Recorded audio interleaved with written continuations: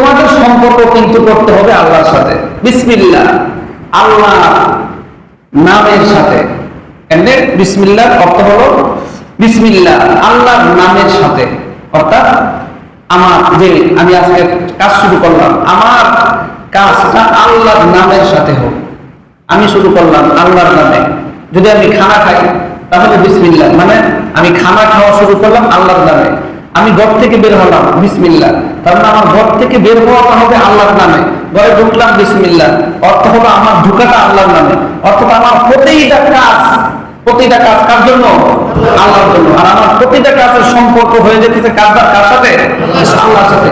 বুঝাইলে যে বান্দা দুনিয়াতে গিয়ে তোমার সৃষ্টি, তোমার সৃজন তৈরি হয়েছে আমার গোলামের জন্য। সুতরাং তোমার প্রতিটা কাজ যেন আমার স্মরণে হয়, তোমার প্রতিটা কাজ যেন আমার সাথে সম্পৃক্ত হয়, সেহেতু তুমি প্রত্যেকটা কাজের শুরুতে বিসমিল্লাহ বলো। বিসমিল্লাহর ব্যাপারে হাদিস রয়েছে আছে, কুল্লু আমরিন বিবাদিন লাম ইউবদা বিসমিল্লাহি ফাহুয়া আবতার। কুল্লু আমরিন বিবাদিন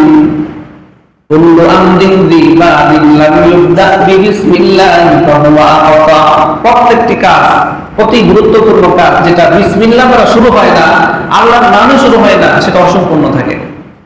যেই কাজই করি আমি, এজন্য মসজিদে ঢুকতে বিসমিল্লাহি ওয়াসসালাতু ওয়াসসালামু আলা রাসূলিল্লাহ আল্লাহুম্মা ইফতাহ লি আবওয়াব রাহমাতিক, এই মসজিদে ঢুকতে বিসমিল্লাহ।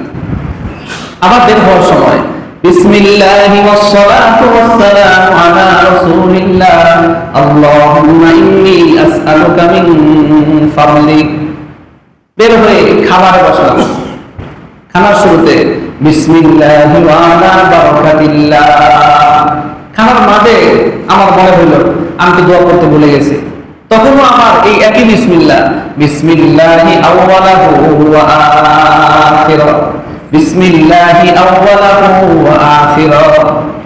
এখন খানা খাওয়া শেষ, আমি জীবিকার জন্য ঘর থেকে বের হব, তখন আবার বিসমিল্লাহ, বিসমিল্লাহি তাওয়াক্কালতু আলাল্লাহ, বিসমিল্লাহি তাওয়াক্কালতু আলাল্লাহ। আমি দোকান খুলব, নির্দেশনায় আছে বিসমিল্লাহ বলো, বিসমিল্লাহ। এই বিসমিল্লাহর মাধ্যমে আল্লাহ তাআলা আমাদেরকে এই শিক্ষাই দিয়েছেন যে বান্দা, তোমার প্রতিটা কাজের সাথে যেন আমি সম্পৃক্ত থাকি, আমাকে বাদ দিয়ে তুমি কোনো কাজ করো না।